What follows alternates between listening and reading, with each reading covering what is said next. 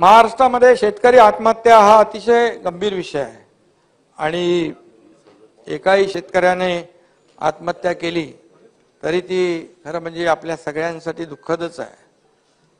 आणि म्हणूनच शेतकरी आत्महत्या रोखण्यासाठी कमी करण्यासाठी जो आपला टास्क फोर्स आहे त्याचं पुनर्गठन करण्याचा देखील आपण निर्णय घेतला आहे। त्याच्यामध्ये जे काय आणखी काही करता येईल, काउन्सिलिंग असेल, काय जे ज्या तज्ञ लोकांची मदत त्यामध्ये घेता येईल ते देखील आपण या ठिकाणी करणार आहोत। त्याचाही निर्णय आपण घेतलाय।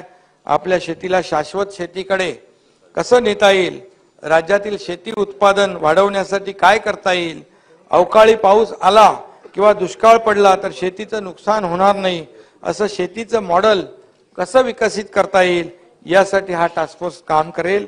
आणि मला वाटतं शासनाचा पूर्ण त्यामध्ये एक पाठपुरावा असेल आणि गांभीर्याने शासन त्यासाठी शेतकऱ्यांसाठी काम करेल।